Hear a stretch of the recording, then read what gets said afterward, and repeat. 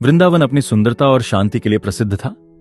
हरी भरी वादियां, पक्षियों की चहचहाहट और यमुना नदी का शीतल बहाव, यह सब वहां के लोगों के जीवन को सुखमय बनाते थे। लेकिन इस सुखमय जीवन पर तब संकट आ गया जब यमुना का एक हिस्सा जहरीला हो गया। गांव वाले भयभीत हो गए। नदी का पानी काला पड़ चुका था और वहां कोई भी जाने की हिम्मत नहीं करता था।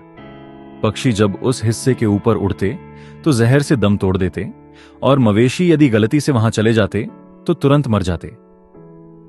सभी को यह पता चला कि इसका कारण कालिया नामक एक खतरनाक नाग था, जिसने यमुना के उस हिस्से को अपना घर बना लिया था।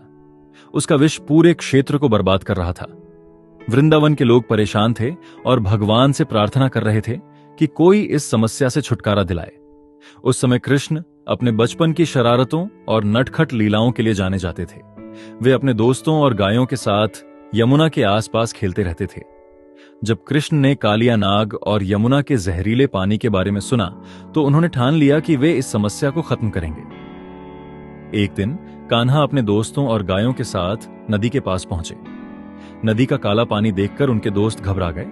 उन्होंने कहा, कान्हा, यहां मत जाओ, यह जगह बहुत खतरनाक है। लेकिन कृष्ण मुस्कुराए और बोले, डरो मत, यह नाग अब और लोगों को नहीं डराएगा। कृष्ण ने पास के एक विशाल पेड़ पर चढ़ाई की। यह पेड़ नदी के पानी के ऊपर झुका हुआ था। उन्होंने पेड़ की सबसे ऊंची डाल पर जाकर खड़े होकर अपने दोस्तों की ओर देखा और बिना किसी डर के नदी में छलांग लगा दी। जैसे ही कृष्ण ने पानी को छुआ, नदी में तेज हलचल होने लगी। गहरे पानी से एक विशाल नाग बाहर निकला। यह कालिया था जो गुस्से में फुफकार रहा था। उसकी कई फन थे और हर फन से जहर टपक रहा था। उसने कृष्ण को देखा और सोचा, कौन है यह लड़का जो मेरी जगह पर आकर मुझे चुनौती दे रहा है? कालिया ने तुरंत कृष्ण पर हमला किया। उसने अपने विशाल शरीर से कृष्ण को जकड़ने की कोशिश की, लेकिन कृष्ण उसकी पकड़ से बार बार फिसल जाते थे। ग्रामीण और कृष्ण के दोस्त दूर से यह सब देख रहे थे। वे डर से कांप रहे थे और भगवान से प्रार्थना कर रहे थे कि कृष्ण की रक्षा हो। कृष्ण ने खेल खेल में कालिया को चकमा देना शुरू कर दिया। फिर अचानक उन्होंने कालिया के सबसे बड़े फन पर छलांग लगाई। नाग ने उन्हें गिराने की बहुत कोशिश की, लेकिन कृष्ण ने उसके फन पर नाचना शुरू कर दिया। कृष्ण के नृत्य से कालिया की ताकत कम होने लगी। हर बार जब कृष्ण के चरण कालिया के फन पर पड़ते, उसकी शक्ति समाप्त होती जाती। कालिया ने थक कर हार मान ली। उसकी पत्नियां, जो ये सब देख रही थीं, भगवान कृष्ण के पास आईं। वे हाथ जोड़कर प्रार्थना करने लगीं, हे प्रभु, हमारे पति ने बहुत गलतियां की हैं, लेकिन कृपया इन्हें माफ कर दीजिए। अब ये आपकी महानता को समझ चुके हैं और दोबारा किसी को नुकसान नहीं पहुंचाएंगे। कृष्ण ने उनकी प्रार्थना सुनी और कालिया से कहा, तुम इस जगह को छोड़कर समुद्र में चले जाओ।